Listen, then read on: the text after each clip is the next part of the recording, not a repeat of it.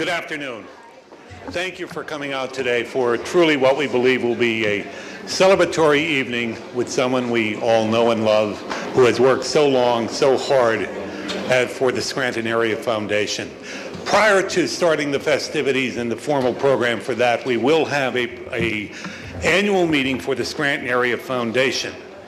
We would like to thank the Scranton Area Foundation Board, the members and the participants who are here this evening, and all of the guests who are here to celebrate not only the Scranton Area Foundation, but Gene's wonderful 25-year tenure as the Chief Executive Officer. We also want to thank PNC Bank and the Weinberg Foundation for sponsoring this event. At this time, I would like to introduce Gene's successor, who so much admires Gene, and it came out very clearly in this afternoon's presentations of what a wonderful job Gene did in mentoring the Scranton Area Foundation and the transition to bring Laura to the point she is today. So without further ado, I'd like to introduce Laura Duchesne, who is our new Scranton Area Director. Laura?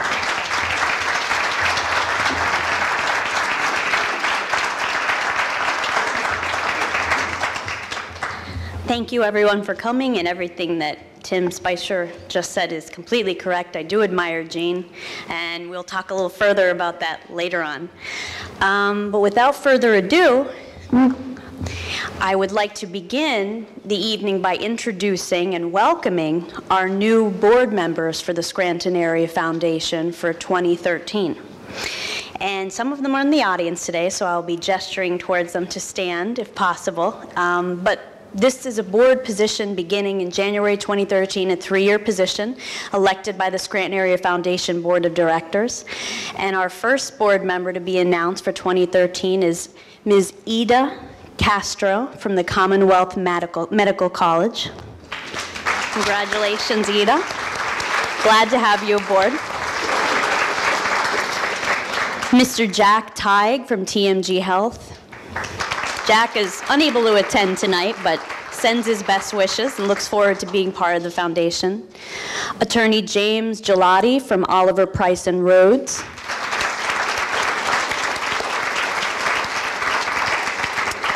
And Mr. William Calpin, who has been secretary from the foundation for a long time and serves as a historian for the foundation.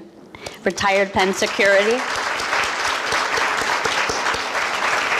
And the foundation is honored to have all 4 of you coming on board as our board. I will also say thank you to the reception I've received since taking this position, not only from the community, but also from a board of directors that I can say the foundation is lucky to have serving and watching over it, because they're stewards of the community's assets, resources, and they're all philanthropists at heart and very genuine people, and they have been assets to me in my role. I'll move on now next to saying that we want to thank very much our sponsors for this meeting, and that's PNC Bank and the Weinberg Foundation. And I'm going to move on to asking Pete Danchek if he'd like to take the stage. So.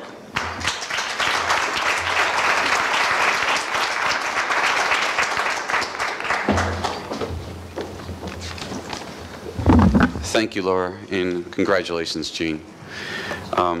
There's a Chinese proverb that says, if you always give, you will always have.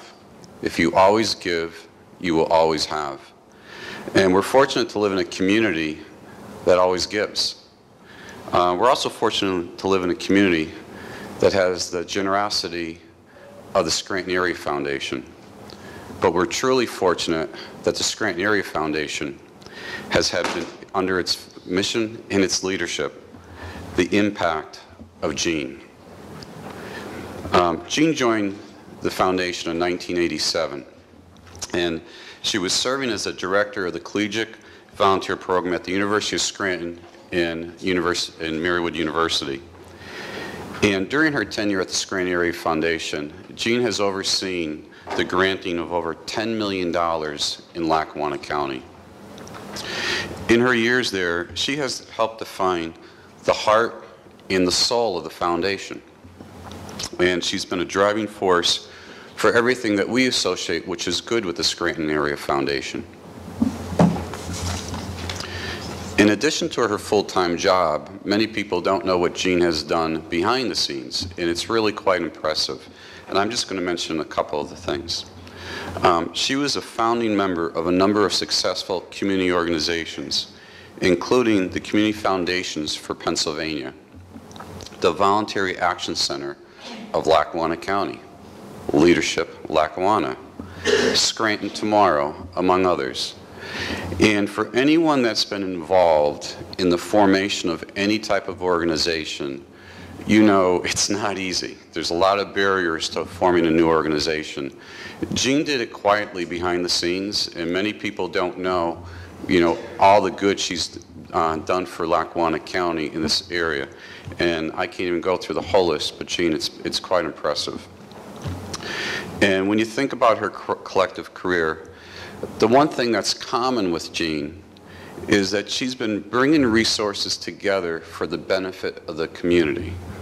Bringing resources together for the benefit of the community. So I don't say Jean, I don't say a particular area of the community.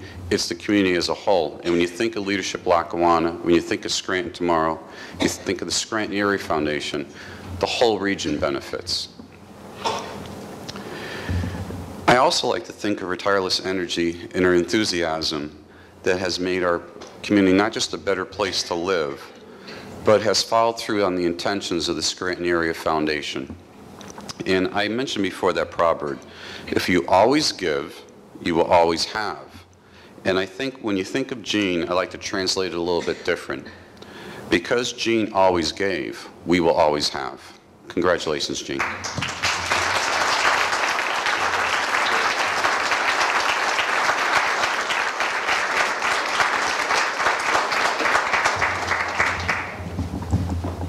Thank you, Pete, and thank you to PNC Bank again for this very generous sponsorship.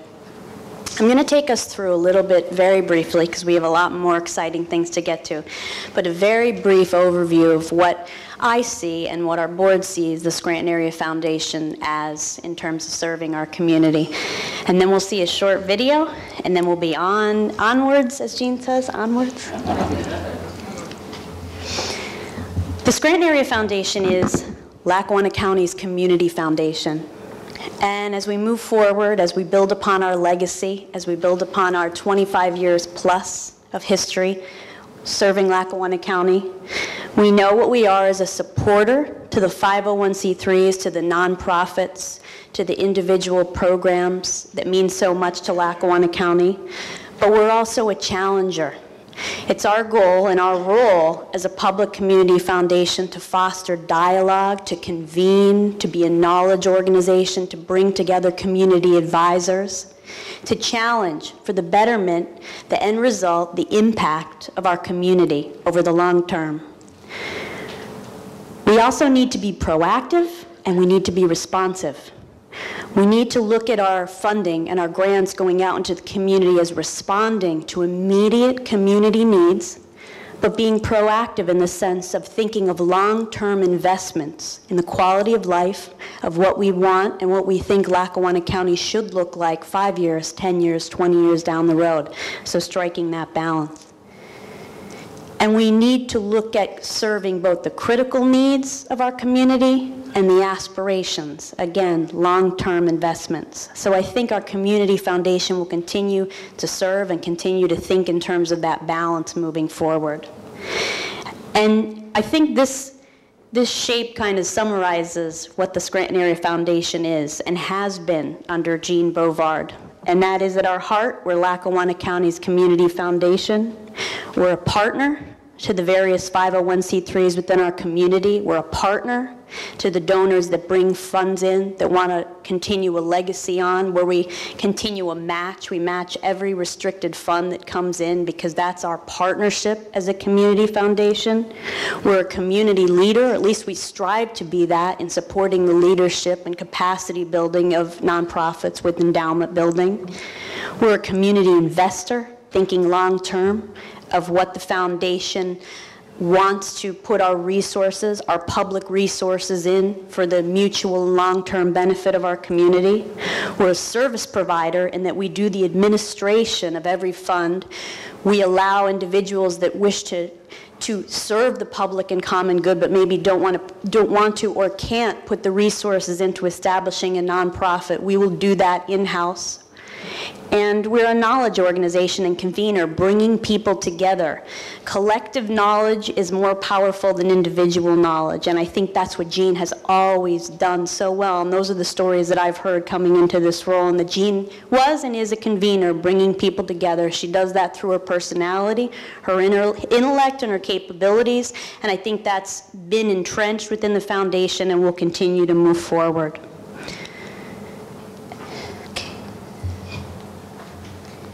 So what we're going to see now is a brief video of how the Scranton Area Foundation is going to continue to foster leadership and endowment building and capacity building.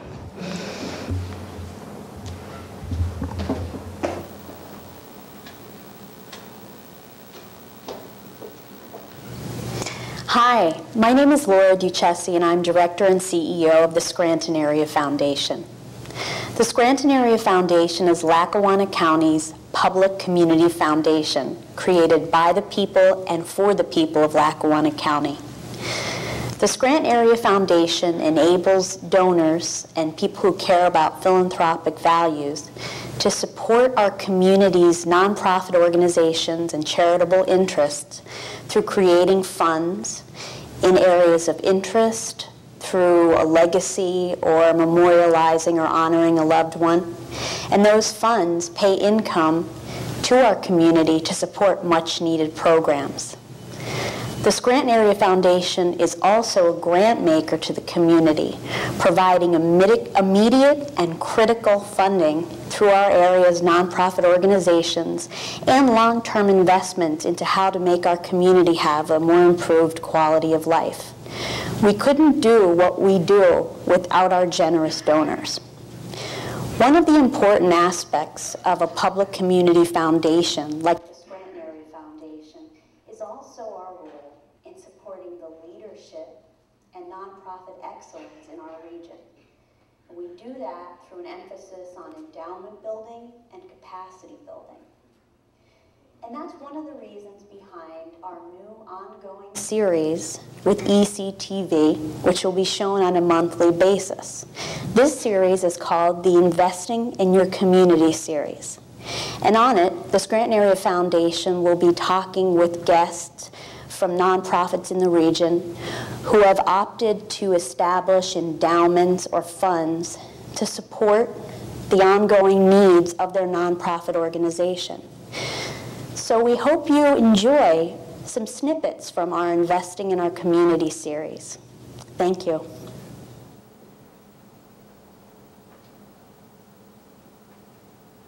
It's wonderful to start the series with the Scranton School for the Deaf and Hard of Hearing, because not only for the reason that there are so many exciting things happening at that school, but also we can talk a little bit about the program that the Scranton Area Foundation funded, as well as the endowment that the Scranton School for the Deaf and Hard of Hearing has began with the Scranton Area Foundation.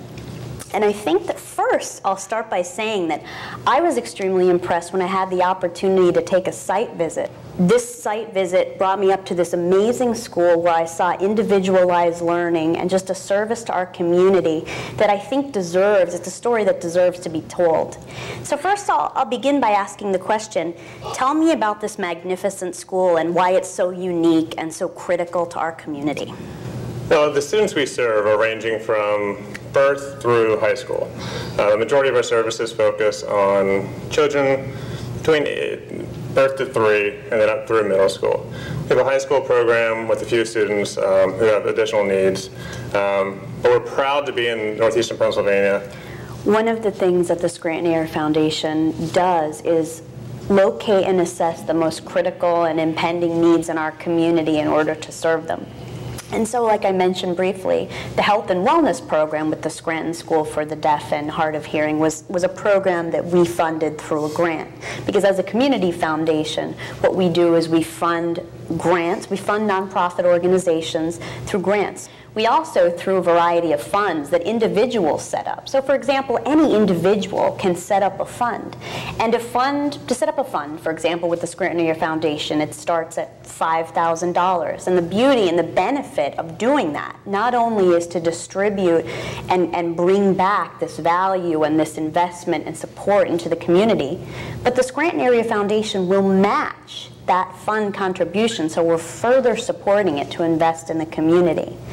And when we were presented with the idea of partnering with the Scranton Area Foundation, we thought, you know what, this is exactly what we needed to do. This is exactly what will benefit our students long term and the community. Did you feel it was difficult to set up an endowment fund? Was it a simple process? The entire process, without question, has been simple. When the idea was presented to us, the concept was easy to understand. You know, we want to establish a fund through the foundation that will, in perpetuity, support our services. So I know of the long history that your company has had in this region with corporate philanthropy, and you personally engaged in the community, so I thought maybe you'd also want to articulate to our viewers a little bit behind your rationale of being a part of this endowment fund and supporting this school. We've always been part of the community, and in my time in the business here, Dad was a very, very vocal, charitable guy within the community. In my time in the business, I've been impressed by and moved by friends of mine, such as Pat, but another, David Hawk. How has One Point been effective in this region in being involved in the community? I know you have a long history of involvement, but tell us a little bit about that. The history goes back to a debate back in the 80s. I was a young businessman at the time, and I heard a debate between George Bush Sr. and Michael Dukakis. And George Bush was talking about a country that had 1,000 points of light. And President Bush was talking about was a country that had people, had executive directors, had CEOs, had volunteers, nonprofits and corporations all across the country who were helping make the country a better place to live for the common good. Then you talked about inspiration and creating a culture that inspires other people, and I think that's one of the key aspects that corporate philanthropy has is people that are in leadership positions, people that play a key role in our region, have that opportunity to inspire others to be a point of light.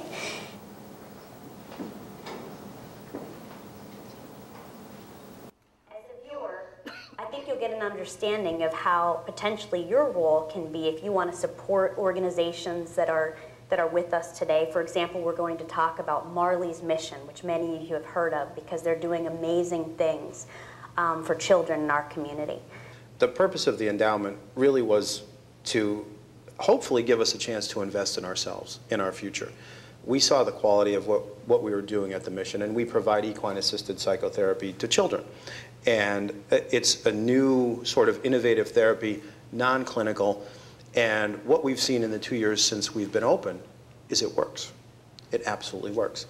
And I definitely want to get in a little more information about the fund and how it supports Marley's Mission, but I think it's important to understand, Denise, your role in Marley's Mission and the background behind your brother's legacy. A week before I met Jean, literally, I was standing on Matt's land on Adela Road in South Abington Township, and I had a vision of horses on this land, and that had never happened before. And as I told you earlier, I'm allergic to horses, so there's never been any history of horses in my life. And I just had this strong vision of horses on this land, and the next weekend I was connected through someone in the community to Jean, and within, I think it was 10 days, I deeded the property over to Marley's Mission for their use as their new home. And I think it gives a tangible understanding of how a person's legacy can continue to make an impact positively on our community in perpetuity. And I think that's what the foundation's about, is perpetuity, continuity, the assurance that the support of important organizations like Marley's Mission will continue. The horse signifies trust. And I think maybe you could delve a little deeper on equine-assisted therapy. Sure, absolutely. The animals in general, I think most folks understand that there's a connection.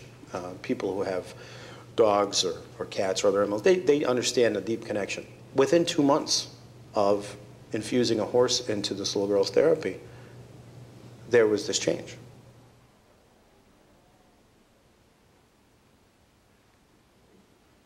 But what we're here to talk about tonight is one of the major initiatives of our community foundation, directly supporting the leadership of our region. From my experience in seeing the prayer breakfast, I really saw a coming together of different viewpoints. I saw a celebratory kind of atmosphere of what's wonderful about our region, and I saw a lot of engagement of the youth in our region. And from your perspective on the committee, what do you see as some of the goals of this new fund? Well, I think it's to really enable folks who need a hand up and who have an interest in public service, local public service. I think that's really important. So right now, the agreement is that it would support scholarships for Leadership Lackawanna, which is really a great program run through the Chamber of Commerce. I will say Leadership Lackawanna is a wonderful program. I just graduated from it, and I will say coming into the community, coming into an executive position role and having the opportunity to network and understand the region's cultural heritage, business community, nonprofit organizations is a wonderful asset to our region. And I think this fund, the Government Leadership Fund endowed by the Mayor Prayer Breakfast, will further enable many other people in our regions, whether they're working for a corporation or whether they're a small business owner, to be able to partake in that. And how will this endowment fund be added to and supported and grown every year? Well, every year now we do very well as far as the attendance at our prayer breakfast. We're averaging roughly around 600 people coming to that prayer breakfast at 7 o'clock in the morning. Oh, 8 o'clock in the morning. The Scranton Area Foundation has the backbone in place to administer the fund. So, rather than going out and creating another nonprofit with all of the overhead that goes along with that, it's much better to invest in the Scranton Area Foundation. The foundation has the expertise to deal with it, to manage the applications, to manage the approval process, to manage the money, frankly. So everything is there in one place, one-stop shopping at the Scranton Area Foundation. Thank you to ECTV for putting together that video of snippets, and basically that was an overview of 3 new endowment funds that have been established at the Scranton Area Foundation due to the hard work of our Legacy Committee, which is chaired by Rose Broderick. So I will make that, because that is one of the foundation's focuses. The focus is on the nonprofits in our community and what we can do to sustain and facilitate their hard work. Quickly, a year in review.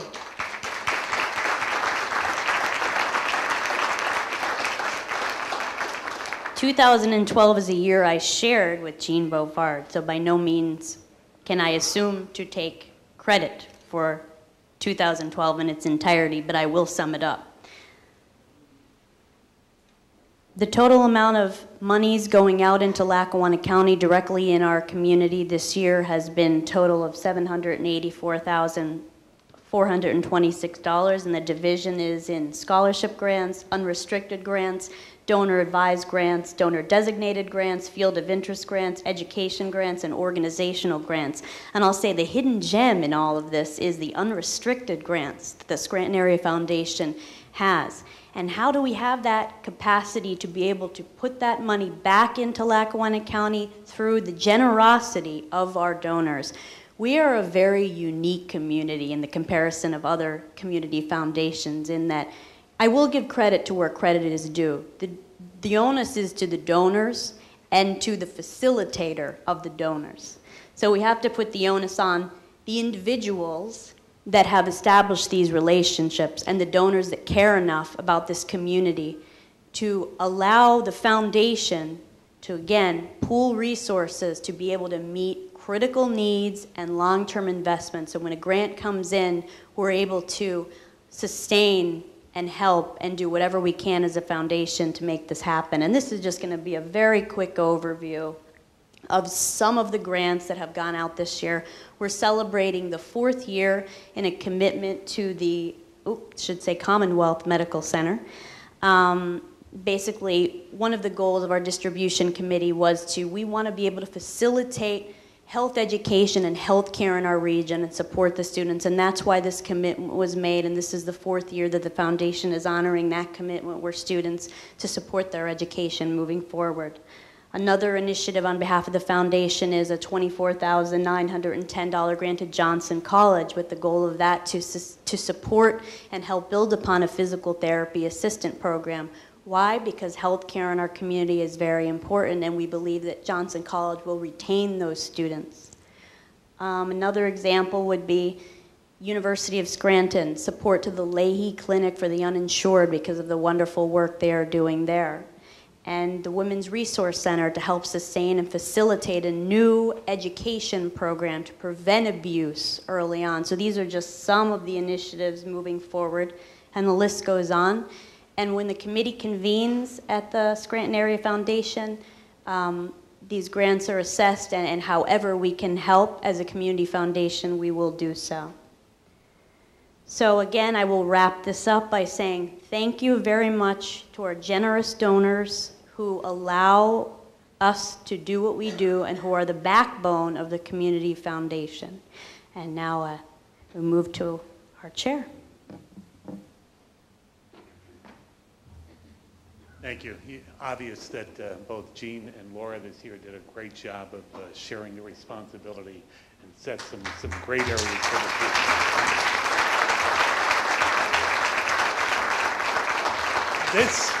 This concludes the annual meeting portion of it, and I am going to call upon the Keystone Voices to sing 2 selections especially designated for Jean, after which we will start the fun part of the evening.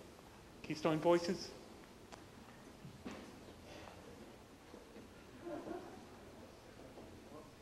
Maybe Austin Burke is going to sing. Huh?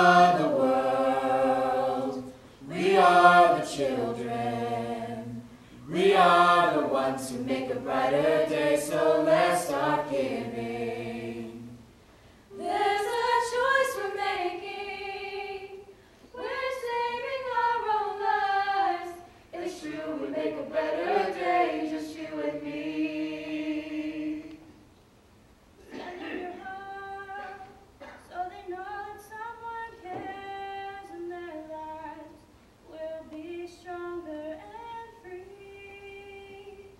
That's God is showing us.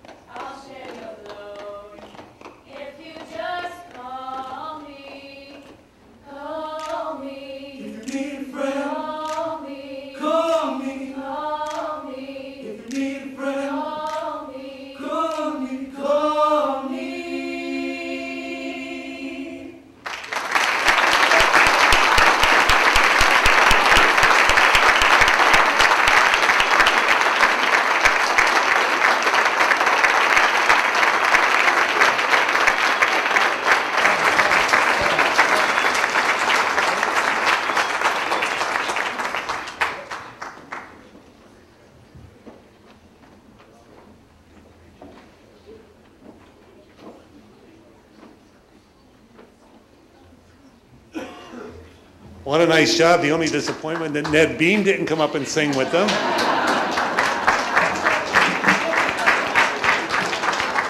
But there is time for that later. This is the fun part of the evening. Okay, I take great honor in introducing the co-chairs for tonight's tribute to Gene, Dante Cancelli and Laura Duchesi.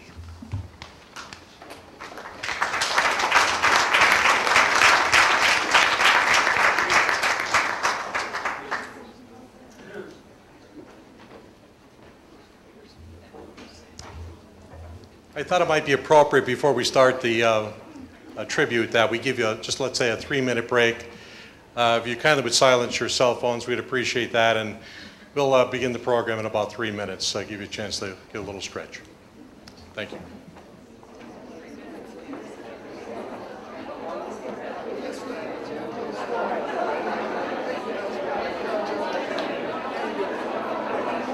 Kindly, thank you kindly.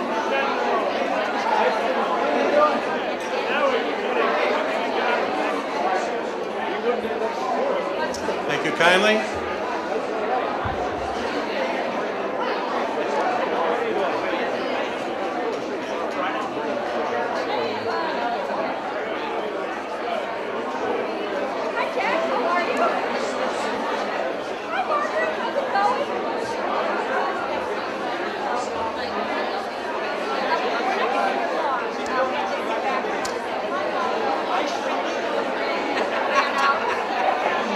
You're going to get started.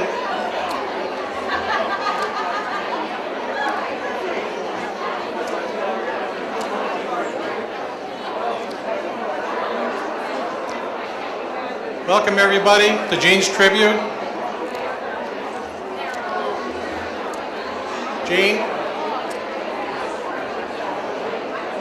distinguished guests, fellow board members, advisory council members, friends, guests, one and all, welcome all of you to Gene's tribute. My name is Dante Cancelli. I'm an attorney from Scranton. I've been on the Scranton Area Foundation Board for the last 9 years. I, along with Laura Duchesi, have been co-chairs of this tribute committee. And both Laura and I would like to start by thanking our other committee members. Rosemary Broderick, thank you, Rosemary.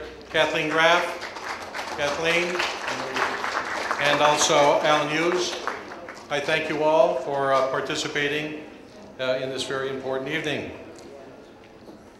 Now for our tribute to Jean Anderson Bovard. Jean, family first. Jean's the proud mother of 3 sons, has 6 living grandchildren. She often spoke about her beloved grandson, Brandon, who she treasured for each of the 13 short years that he was with us. And Jean, even though Brandon is not here and can't be with us here today, his spirit is with you and always will be. Next, some background information about my friend Jean.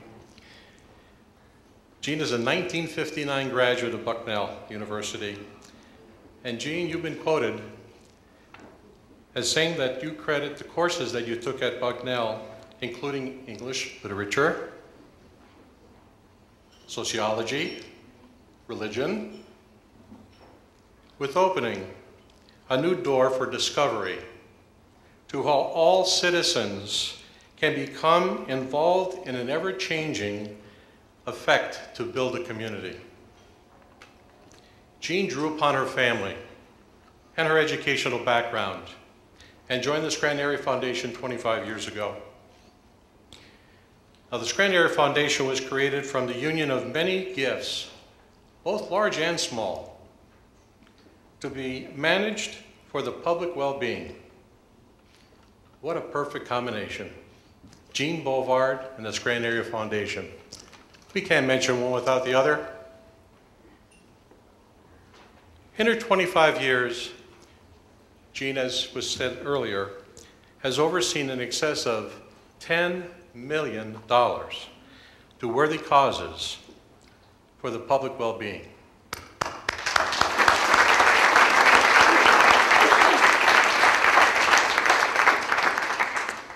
You know, Gene, in the spirit of the holiday season, the movie It's a Wonderful Life comes to my mind when I think of you. You know the movie, the Jimmy Stewart movie. I think the angel, was it Clarence, I think his name was, came down from heaven. And Jimmy Stewart said, oh, wish I never was born. And Clarence comes down and shows him what the world would have been like without Jimmy Stewart. Well, the movie shows what a difference it would have been in that movie. But Gene, what a different world it would be to all of us who have gathered here today, but for you.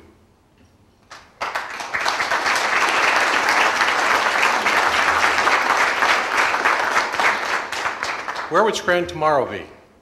WVIA, the Countryside Conservancy, Lackawanna Neighbors. Where would they be without you? You have been a central figure in community development strategies, serving on Lackawanna Bar Foundation, the State Planning Council of Northeastern Pennsylvania, Keystone College, the President's Advisory Council. This fine lady received the Governor Robert P. Casey Medal for a Lifetime of Services. She was named the Distinguished Daughter of Pennsylvania, honored with an honorary degree, right? Humane Letters. In addition, she managed to find time for her love of singing by doing so with the Northeast Chorale Society. She somehow found time to play golf and tennis. She even excelled at that.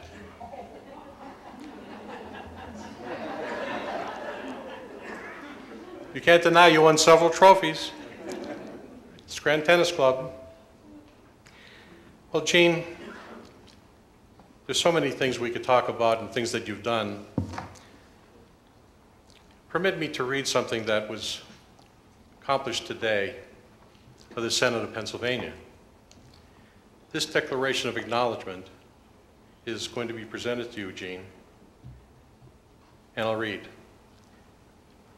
The cornerstone of a strong Commonwealth of Pennsylvania and a strong United States of America is the people of each succeeding generation. Having demonstrated the qualities of good citizenship through leadership, character, and adherence to the principles of our society, and having earned the admiration of family and friends for the achievement, you bring honor to yourself, family, and the community. Now, therefore, Senator John P. Blake does recognize your achievement and extends congratulations and best wishes for your continued success in the future.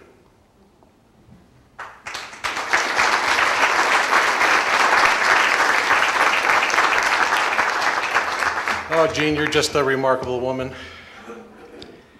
And, you know, I got to share the private story, and I know you don't know what's going to come right now. I was the treasurer of the Bar Association for 16 years. And when Don Fendrick passed away, Don was the representative of the Bar Association on the Scranton Air Foundation. And I wanted to be a member of this foundation. And I thought Jean didn't want me on the board.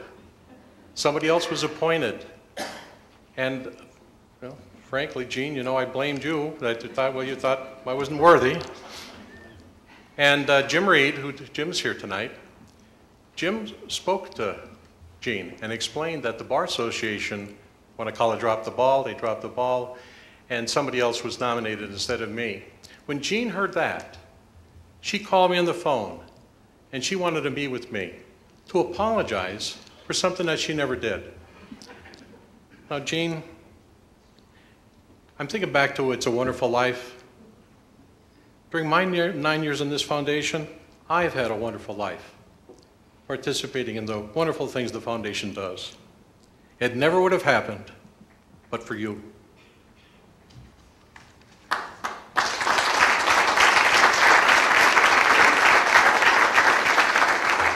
Now, Jean, there's going to be 3 presentations tonight and a few surprises to come. However, before the presentations begin, I'm going to ask the co-chair, Laura Duchessi, who's co-chair of the tribute, to make a few remarks. I will make it very brief in light of what's to come and for your ability to enjoy the evening mingling with friends and Jean. But I will say that I would be remiss if I didn't say about my personal experiences with Jean since coming into this position. And it began the day of my third interview, and Jean and I will laugh about this forever. But I can say that there's no better hallmark of knowing you're in the right place than knowing the person and respecting the person who you are succeeding. Because when I met Jean and I got to speak with her, I got to see how genuine she is, to understand how cultured, eloquent, intelligent, compassionate, caring, and I understood why the community loved her so much. And I knew that I was in the right place at that point. And the community has reminded me of that ever since, because everyone I meet asks about Jean. So I am going to move on to our next presenter, who I believe you're going to introduce, the chair of the committee.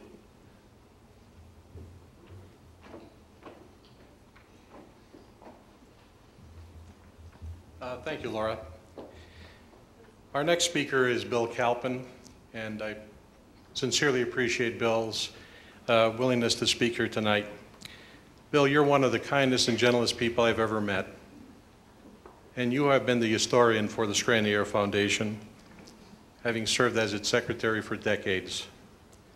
And as the historian for our Scranton Foundation, I think it's appropriate that you make a few remarks at this time.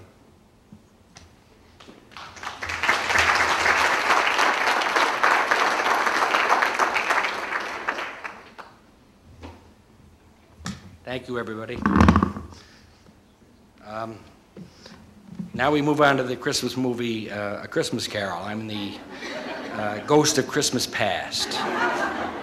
I thought it might be appropriate to give you an idea of where the Scranton Area Community Foundation came from, where it started, and how far we've come in the years since it began. In 1954, Worthington and Marjorie Scranton made a gift of $1 million to create the Scranton Foundation. And the first board meeting was held on June 2nd, 1954. In attendance at that meeting were their daughter, Marion, then Mayor, later Isaacs, who was our chairman for probably 30 years. I didn't add them up.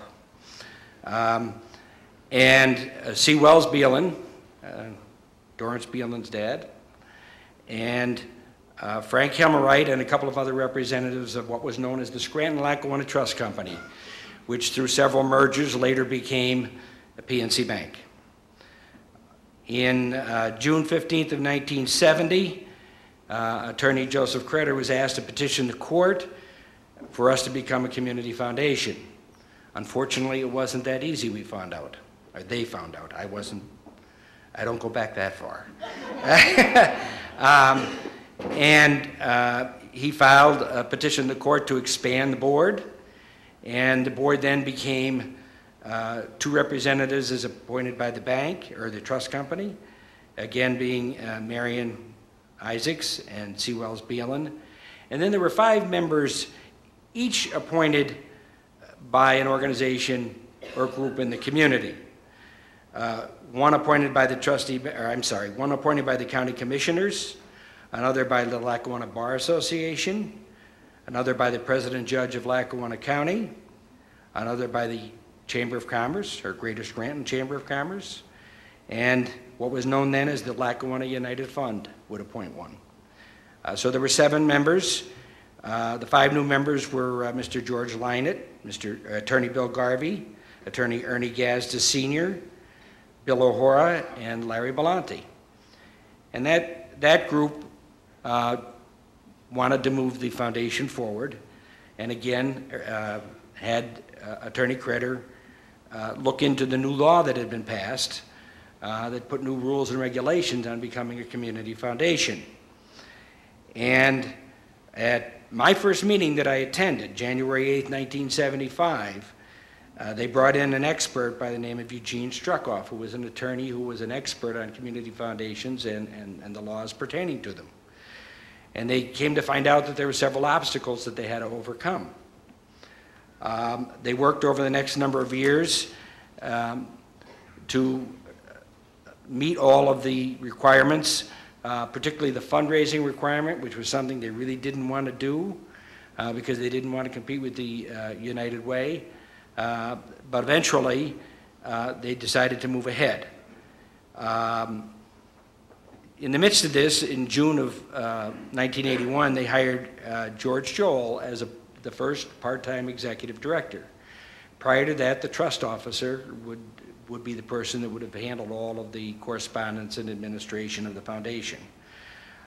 Finally, in January 4th, 1984, Attorney Cretter was directed to file all the necessary documentation for us to become a public foundation, now a community foundation. And we received our IRS advanced ruling determining that we had met the tests. And I'm pleased to say that we've continued to meet those tests through all the years of the foundation. Now, if I could just for 1 second, because I know this is a long program and I don't want to take up a lot of time, I'd like to change hats for a second and put my hat on from the Margaret Briggs Foundation. I'm a trustee of or a board member of the Margaret Briggs Foundation. And to know Jean Bavard is to know the words collaboration and convening. Those words have been used by Jean countless times, and she has lived up to it. And if anybody knows Jean and the type of spirit and caring that she has, just look at the picture in the book that you were given today, because that's not a posed picture for Jean. That is Jean. That's how she looks. That's how she approaches life, with a smile and a greeting for everyone. She has always been there for whoever was in need. I'd point to two big projects that Margaret Briggs worked on with Jean. One was the Housing Services Collaborative, and that came out of several different organizations applying for housing grants on an annual basis, and we just didn't feel we were getting the most bang for the buck. And so Jean and some others at the foundation came up with the idea to bring together as many of the housing organizations in Lackawanna County as they could, and to sit them down and to basically tell them, we're not going to grant any more money until you folks come together, however many of you are willing to, and come up with a project or a program that would be more of a blockbuster in nature, would do something greater in the community than to rehab one house at a time. And many of those organizations did agree, although the first meeting appeared a little contentious. It was very nervous, with John Cosgrove at the lead, who was the perfect person. They were able to put the Housing Collaborative together. The foundations put up a great deal of money, to us anyway, $180,000 apiece over 3 years. And all of a sudden, this organization morphed into something far greater, because once they got together and started talking, they realized there were other monies that were available to them, and they began to apply for federal grants. And they came back to us after the 3 years that we initially funded them and explained to us that they had received in the first year a grant from the federal government in excess of $1 million. And that has continued to go on over the years, and many millions of dollars have come into the community because of it. And that was a great collaborative effort. I think another thing that was of great importance to the Briggs folks, and I think the Scranton Area Board, was when Jean convened people in the community that were expert in certain areas of the community to come in and to tell us what was going on in their area of expertise. For example, children and youth services. 3 people came in and spoke to us about what problems existed out there in the community and what needed to be done. And we all walked away far more knowledgeable, far more intelligent in our grant making, and many great things came of that. And the third and final hat I'll put on is my own hat. I never thought that I'd be in the position, as young as I was at the time, and my wife, to have a need to create a fund. And we created a fund in the name of our deceased daughter, Molly, and we were lucky enough to have her for 11 years. And it was a great pleasure to throw myself, and my wife as well, into the work of creating this fund and working with Jean on how the fund would operate and what we would do. Several years later, I lost my youngest brother, and my dad had some insurance money. My brother wasn't married, and so he left his insurance to my father. And my father didn't want the money. It was poison money to him. He had lost a son. And one of the things we did with the money was create a scholarship fund in his memory. And that brought a great deal of relief to my dad, who's still living and still annually makes a gift to the fund and enjoys hearing that a new student has received the scholarship. So I guess I've been touched by Jean in many ways, partially through the foundation, as a collaborator with the foundation, and individually as people together working on a project. So Jean, not enough good can be said about you.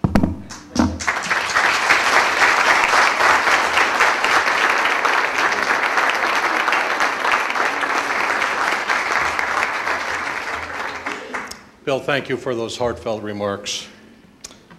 Our next speaker, Bill Lynett, prominent businessman known to all in our community. Bill just happened to be the chairman of the Scranton Area Foundation Board when Jean was hired 25 years ago. Hey, Bill, you did good. And the community would agree. Would you step forward for a few remarks, please? Bill?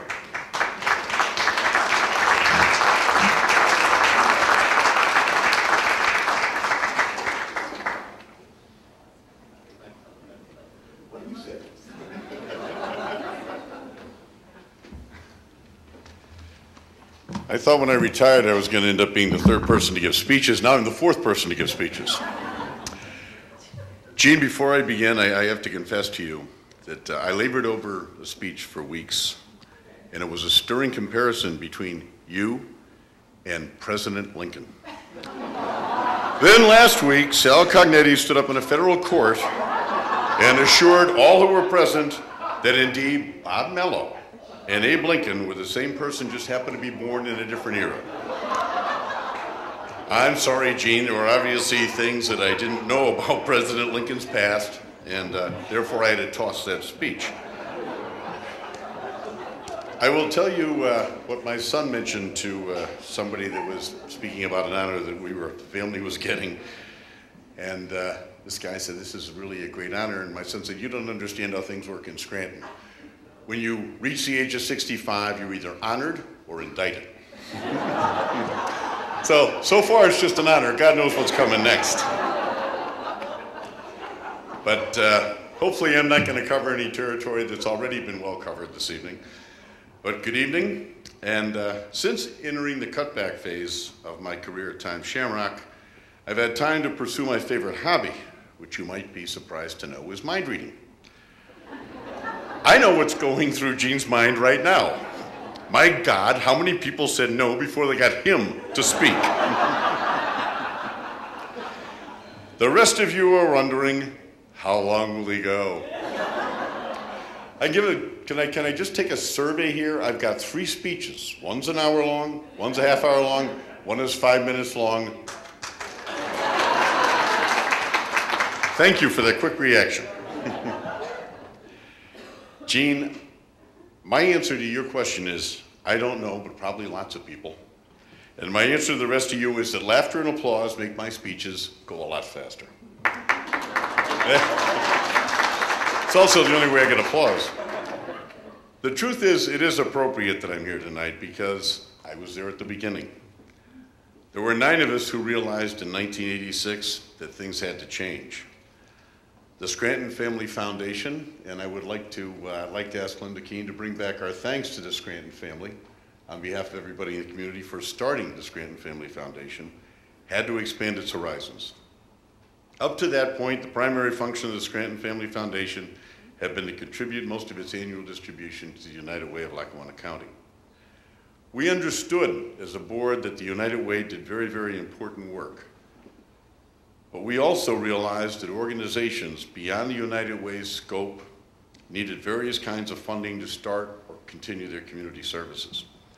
It was decided that the Scranton Family Foundation would become the community foundation and take on its very own mission. We knew that our executive director, who would succeed George Joel, would be charged with expanding the scope of the foundation, introducing a broader base of community to the foundation, and finding ways to grow the foundation into a well-known, well-supported, well-funded asset of the greater Scranton community. The members of the board at that time, this is when you realize you're getting old, Marion Isaacs, Mary Graham, John Lenahan Sr., and Bill Dawson, who are all deceased. Other board members, some of whom are here today, Judy Graziano, Jean Cosgrove, Bino Bovard. By the way, my secretary insists that you're Beanie Bovard. I kind of like that name. And myself. I'd ask the other board members that are here today to stand and be recognized.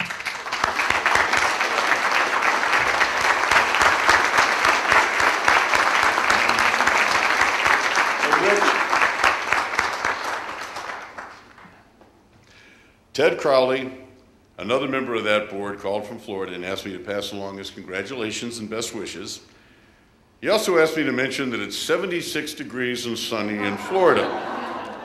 Do you ever notice when people move to Florida, they feel that it is their absolute mission to tell us that it's sunny and warm where they are, and it's not where we are? I have news for Ted. I think it was like 65 degrees here today, so we didn't miss him by much. So it's 1986, and the foundation has all these challenges ahead, and clearly it's critical to find the right person to take on this monstrous task. I believe we could not have made a better choice. Jean, by the numbers. The Scranton Area Foundation grew from about $5 million in 1987 to over $26 million today. While the corpus was growing 520%, the foundation distributed about $10 million in grants, a tremendous accomplishment.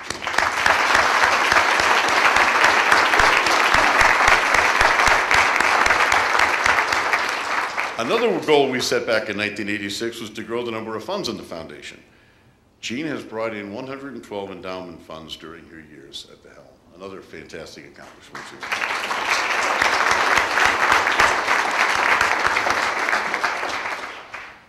The 9 of us who were board members at the time that brought Jean on board have some lofty goals for the foundation and its future, but it's safe to say that Jean exceeded all of them.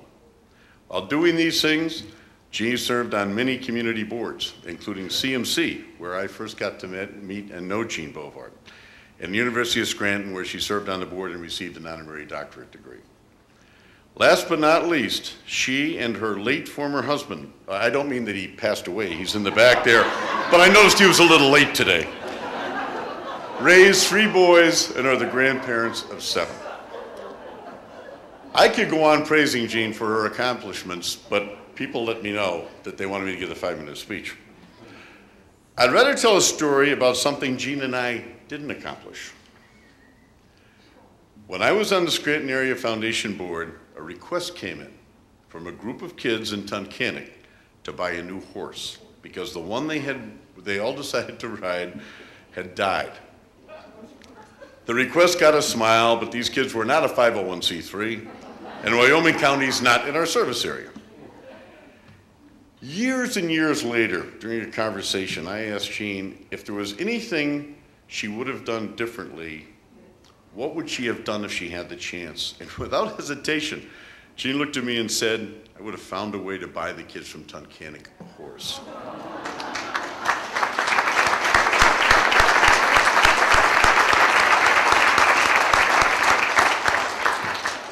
Jean, it's all that kindness and extraordinary spirit that make my friend Jean Bovard the lady we love to love. Jean, ever onward. Thank you.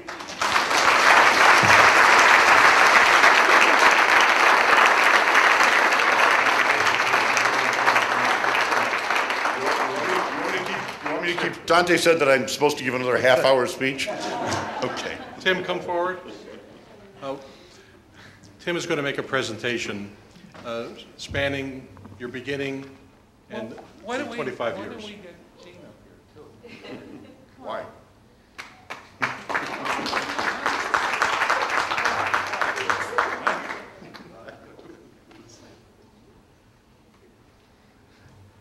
Gene, commissioned artwork from every board member, from every staff member, and all that have known you for the 25 years. Bill Tersteeg, commissioned your favorite. Now, I'm going to let Jean say a few thank yous, but I've got to warn her she's not done. So don't use it all up now, okay? No, thank you. Oh, this is I'll hold it.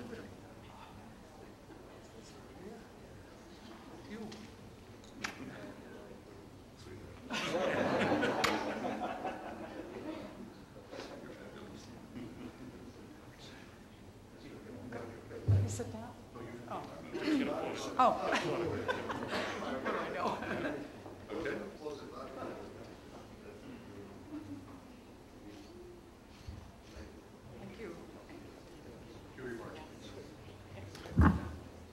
Thank you. Thank you all. Thank you.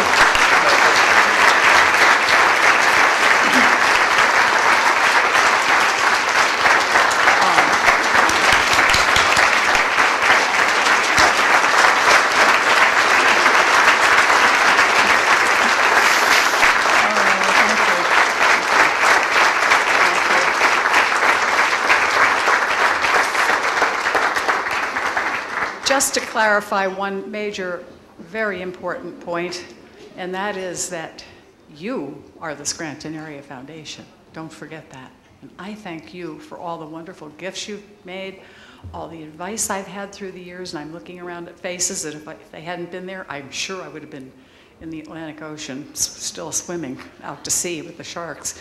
But I really do appreciate everything that everyone has done here. I wish I could say all your names, because as I look around, I see everyone I want to thank personally, and I hope I will have a chance to do that in the days ahead.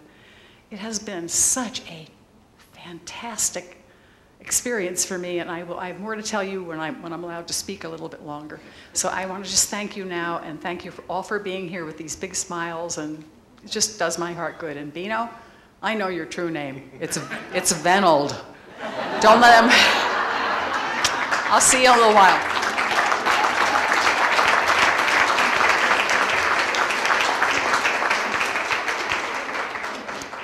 Thank you so much, Jean and Bill. Our next presenter is Susan Beelan, who will present the Margareta Beelan Chamberlain Award.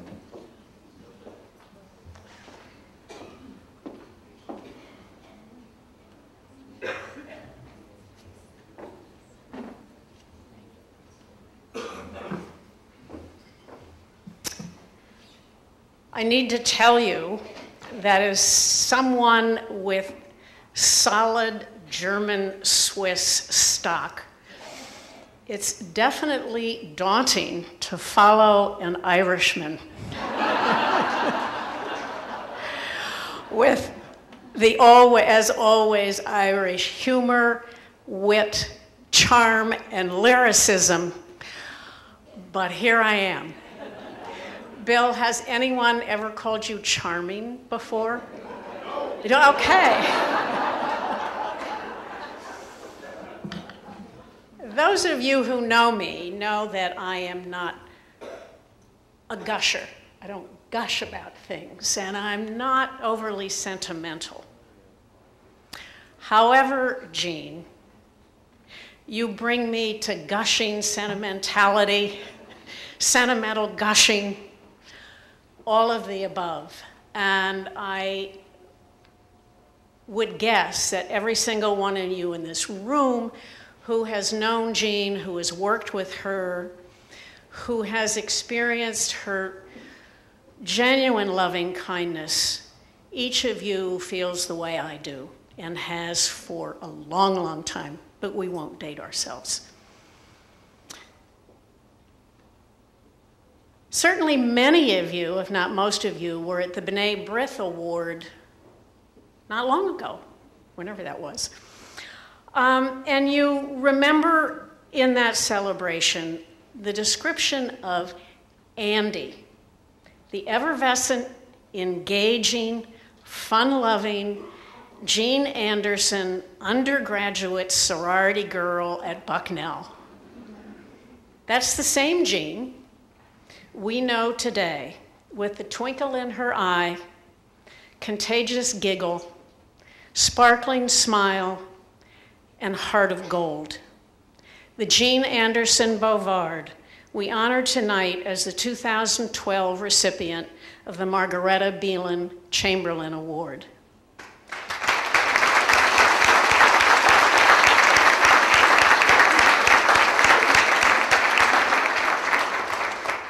Jean, you represent so many of the characteristics, extraordinary characteristics, that describe Margaretta and this award in her memory. The one that stands out for me, that symbolizes you, Jean, is courage. Courage to move from being a full-time mother and volunteer to leading this critical foundation, which you heard about from Bill Kalpin and from Bill at that crucial time when it was on the brink of something new and you brought it to something extraordinary.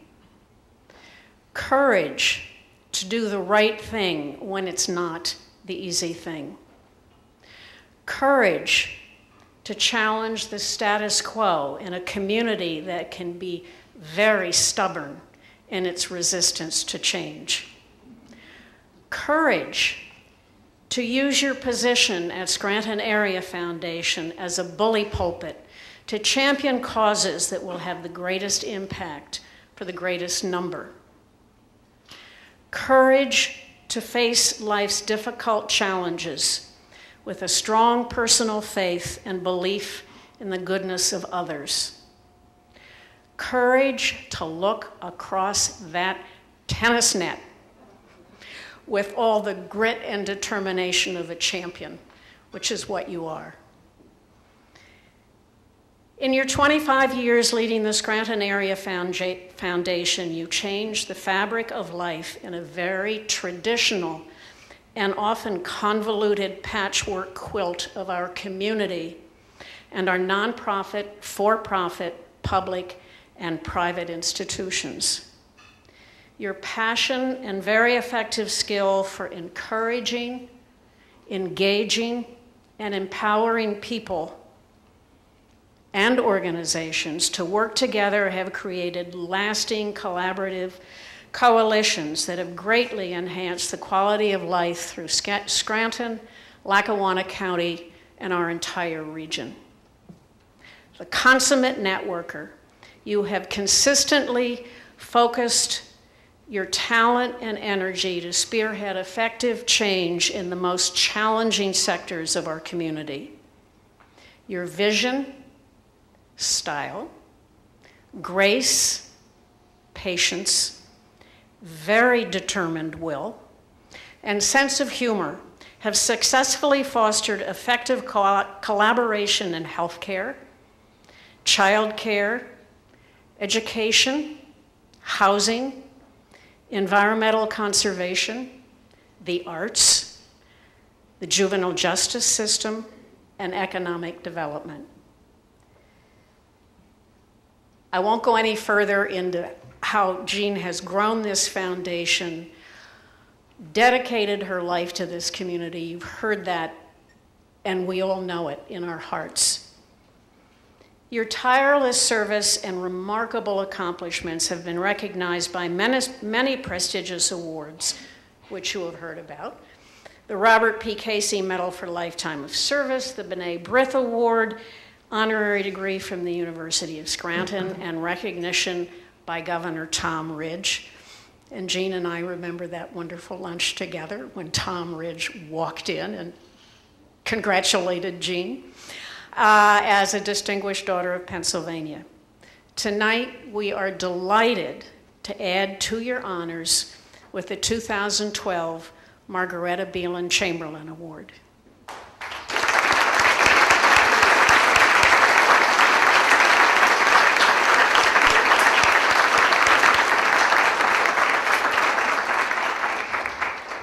Kathleen Chamberlain Graff and Will Chamberlain will come up to present the award.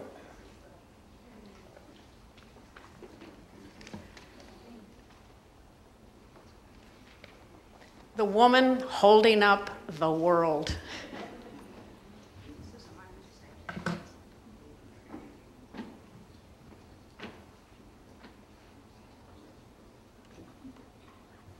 Thank you, Susan, and thank you to everyone for being here tonight for this incredible evening to recognize Jean in so many ways.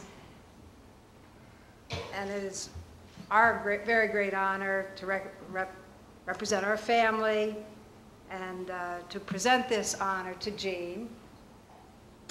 I just wanted to make mention that, as Susan said, this is a sculpture that represents a woman holding up the world, which is obviously representative of Jean and of the recipients, many of whom are in the room, and are a core of women who have changed this world, changed our community and the broader world.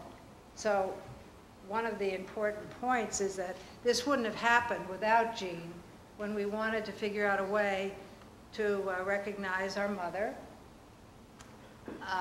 I went to Jean and Will with me, and we spoke to Jean about this idea, which was a very different concept than the traditional fund. And Jean, like many of you have experienced, just opens up her mind and opens up her heart and welcomes this new thought, a new idea. And so we went from there. So again, I'd like to... It's a trapdoor. That's Margaret for you. Our mother's with us. But again, thank you to Susan and to this wonderful opportunity. This was by acclamation, a unanimous decision this year for Jean.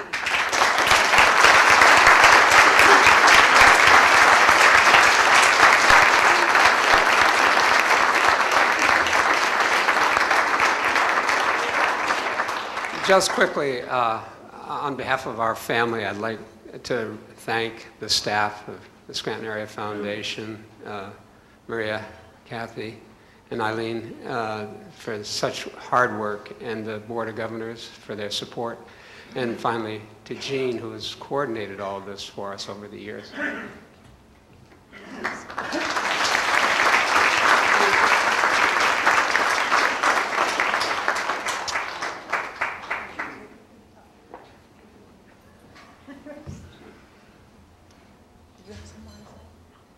She is a tennis champion. I'd rather be your partner than her companion.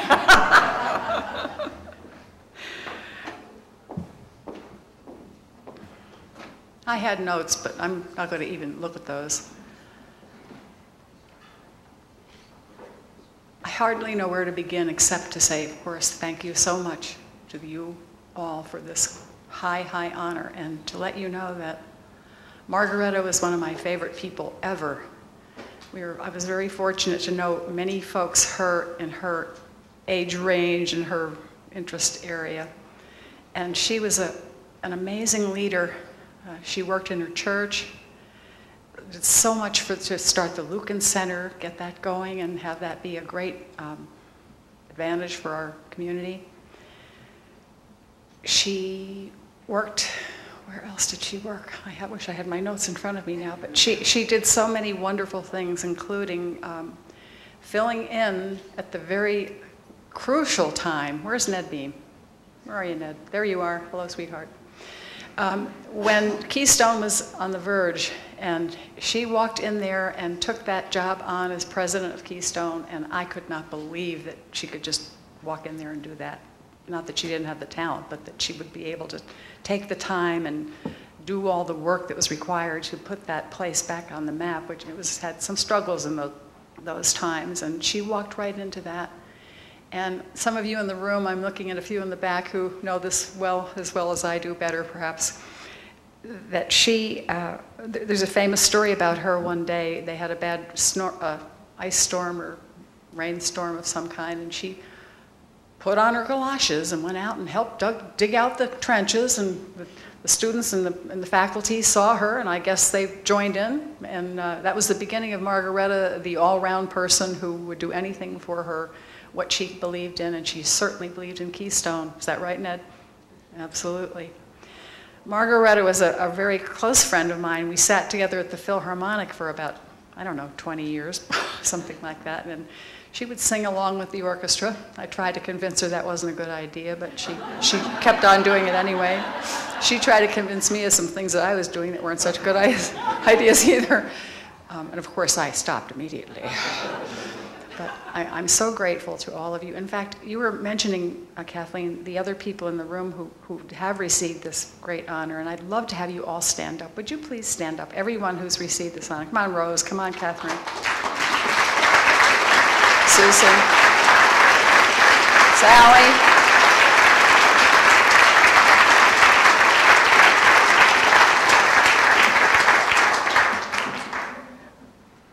I think Margaretta would be very happy to know that so many people were thinking of her and honoring her and trying to live up to her ideals as best we can. She's a wonderful woman, and we will always remember her. And I thank you from the bottom of my heart for this wonderful gift to me. Thank you.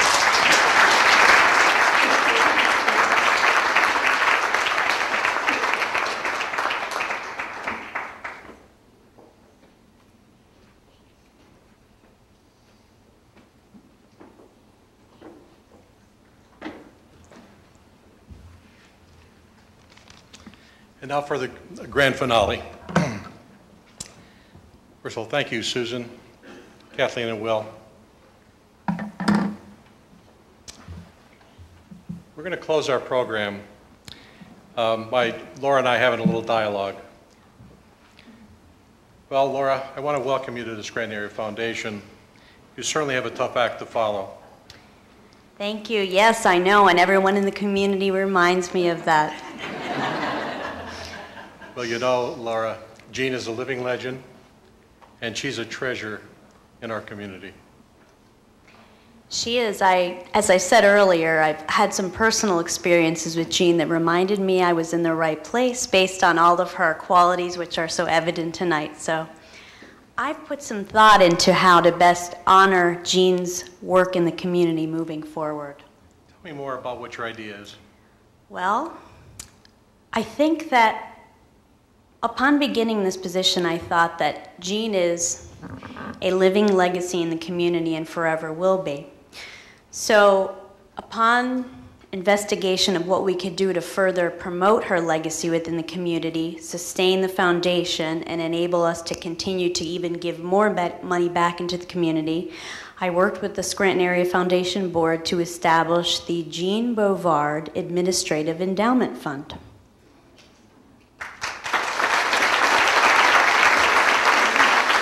The Jean Bovard Administrative Endowment Fund will serve to sustain and promote the continued longevity and permanence of the foundation, continue to extend and promote the legacy that Jean has carried on so extensively well in terms of growth and investment in our community's resources for 25 years.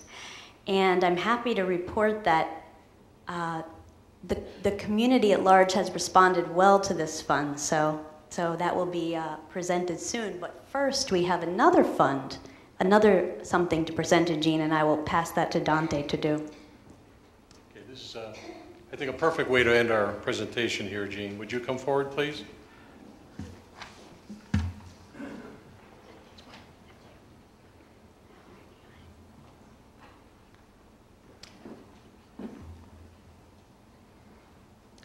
Jean, this check that I have here for you represents those donors who, in recognition of your tribute, have contributed to the fund that you established at the Scranton Area Foundation, in the amount of $5,500.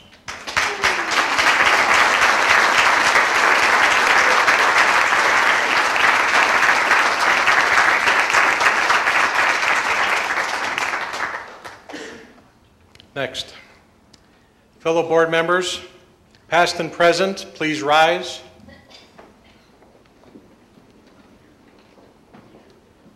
I hereby make a motion for you to publicly ratify the creation of the Jean Boulevard Administrative Endowment Fund for the purpose of establishing the long-term sustainability of the Scranton Area Foundation in honor and in recognition of our beloved Jean Boulevard. And I am happy to present the Jean Boulevard Administrative Endowment Fund check in the amount of $223,167, raised in honor of Jean's legacy.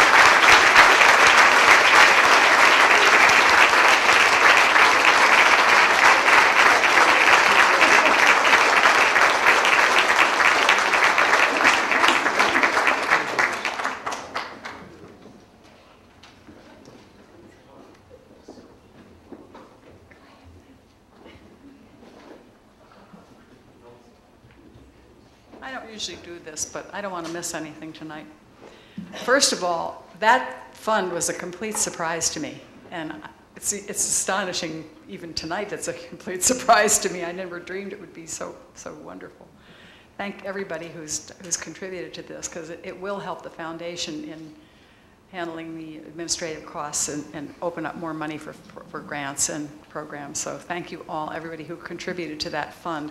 And really, I was astonished when you told me about that, because I had no clue it was happening. In fact, you didn't tell me about it. I got the letter, and I thought, what's this? But I'm very honored that you would do that, and I wish you all the best with it, and thank everyone who has supported it. I wanted to say a few things, and I made notes, and I just looking at them so that I don't forget. We,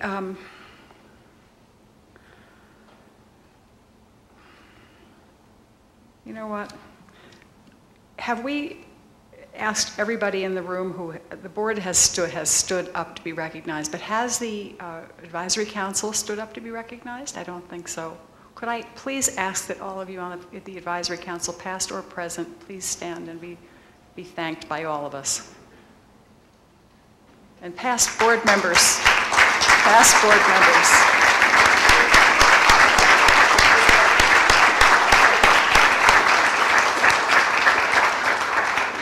These folks have worked directly with the board. We had some fun setting this up. We had about 15 different iterations of this, and some of them went right down the drain because they just weren't working out at first. We were afraid people were voting on things that maybe they had no right to vote on since they were board members.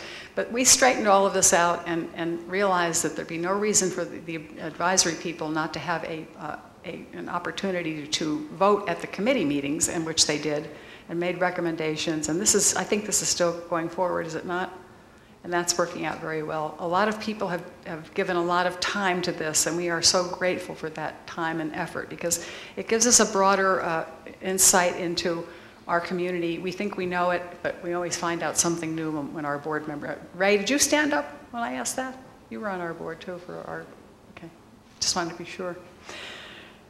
We are so grateful, all of us on the foundation, at the foundation, and I'm sure in the community, for all of you who have supported this organization so well for so many years. And in doing that, you are taking care of your community. What could be better? We have a marvelous community. We're very fortunate. Let me just check this. Laura and I had some fun the first time we met. I was on the phone in the office. I was supposed to get her out of there before the next person who was being interviewed came through. She wasn't supposed to see them, and they weren't supposed to see her. And I was talking to a donor. I was at Kathy's desk and picked up the phone, and this woman started talking, and it was a very interesting and kind of sad story, and I was very much into the story, and in walks this wonderful woman, and I'm going, be right with you. Sit down. Well, it went on and on and on, and we got to the point of almost, I didn't want to be rude to this lady on the phone because she had a very interesting tale to tell. But after a while, it finally happened that the phone call ended, and we just broke out laughing, didn't we? We had a good time. So right from the beginning, we were kind of connected to each other, and that worked. That was fun for me. I enjoyed that. Is Scott Loomer still here? He left, I think. I wanted to thank the people from Covenant Presbyterian Church who came tonight to be here with us, and that's my church, and they're doing a great job. We've just had a renovation project there, and if you think you've done a lot of work, you haven't seen anything until you see an old church renovated. It's just incredible what they've been able to do in raising the money. I want to thank Bill Kalpin for his comments. Bill has been my supporter, my best friend, my closest ally at the foundation. Every time I ever had anything that I had to question, I called Bill, and Bill would say, "Now, just take it easy. We'll get this settled." Frank Merkel, Dante, all the board members, Tim, you, even Pete Danchek has been so wonderful, PNC, to our foundation as he has with so many other people. And he was kind enough to take me out to Glenmora to play golf. And I had one of my better days. I only hit about 10 balls into the bricks and stones. And he climbed onto the stones where, you know what's in those stones. He climbed on there and he got my balls. I said, "Don't do that. Don't go in there. You're going to die." Finally, at the end, one went down so far, he said, "I'm not going down there now." I said, "But thank you for your courage and your tolerance of a poor golfer who loves to play." I wanted to say a word about Mrs. Isaacs. She served as chairman of this board from the very day of its inception, not the board, the foundation's inception, as one of two people who Marjorie and Worthington Scranton decided they would have the two foundations, as Bill reported. And M, as they called her, was to be the Scranton Foundation director. She served in that position until the day she died. And in the last couple of years that she was there, she was not well at all. She'd had a stroke, and she was really very weak, and went to Florida. And I'm going to say this in public now, since Ted Crowley's not here to scold me on this. I'll have to call him when I'm finished. She resigned, and I got the letter, and I did a bad thing. I didn't give the letter to the board. I'm confessing this now. I kept the letter. And I called her and said, "You know, you're down in Florida anyway. You go down every year. Why don't you just think it over while you're down there? When you come back, why don't you resign when you come back?" And she came back, and she led the foundation for another 2 years. And I'm sure that that meant a lot to her, not what I said, but the fact that she was still doing that. She had a struggle, and Ted helped out a lot as vice chairman. And I guess all of you who were on the board at that time may remember it was difficult at times, but she loved that foundation more than life. And she used to tell me, I lived over near her for a while, and I came home one day down Lily Lake Road in the pouring rain, and I had just gotten some good news. Some of you know this story. And I jumped out of the car. I saw her walking her dog. She has a little yellow raincoat, walking her dog. You know, "Hey, how you doing?" And she was so real, so down to earth. I just loved her. And she said, "Jean," I showed her the paper. I said, "Look at this. Look what happened." She said, "Get back in the car, go home and call me." And she said, you're gonna be soaking wet. You're gonna be." So many little things like that she did that were wonderful. They asked me to come over when I was working at the university in Marywood on the collegiate volunteer. The collegiate volunteer program. She called me Monday and said, "You know, we're getting a little tired over at the foundation. Could you come over and give us a hand?" And I said, "Oh, sure." I'd only been at the university for maybe 6 months or so, and I'd started that program and helped them to get that going. And she said, "Come on over and give us a hand. We're getting kind of tired over here." I thought she was asking me to volunteer, so I went racing over. I said, "Oh, sure, sign me right up, I'll do it." And what I didn't know is that they were interviewing me for a position. I thought, "Oh, what must she think? She was the former president of Marywood, and I'm really ready to blow Marywood right out in the next century or something. Yeah, I'll leave in a minute, don't even think a thing up." And then when I realized what I called Bino right away, because he was on the board, had been on the board. I don't think you were on, you were on the board then. And I said, "Do you think I can do this?" And he said, "Well, gee, you know, I don't know for sure." So I wanted an honest answer. And I knew I'd get one from him. So I bought a book on risking. I'll never forget it. It's a book about that thick.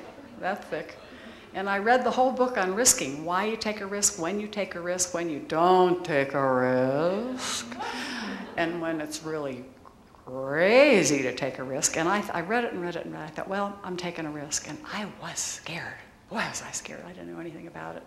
And all the wonderful people who were on the board and in my circle of friends and acquaintances We're there to help and guide, and boy, did I need the help and guidance. And nobody could ever do something like this, at least I couldn't, without the help of friends like Rose Broderick and Kathy Hardaway and everyone I'm looking at out here. You're all my friends, and I love you all, and I'm so grateful. I have so much more to say, but I think I don't want to go on and on. I just want to tell you how much I have loved you all. I see you, Paul Kamor, over there. Honestly, there are so many people in this room. I just do anything to help you or support you, and I'm so grateful for everything you've done, and I love you all, and I thank you for helping me through these years, but were such wonderful years. And best of luck to you, Laura, and the new board and the old board, and go for it. Have a ball. Thank you all.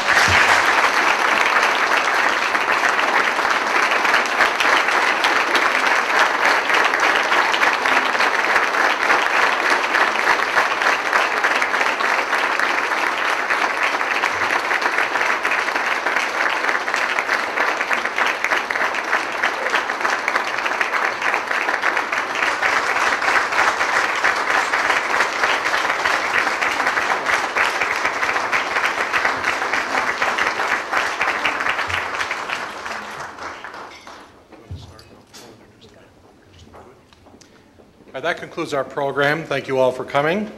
I'd now like to recognize the Keystone Jazz Band under the direction of Marco Marcinko and James Buckley, and invite you to join our celebration.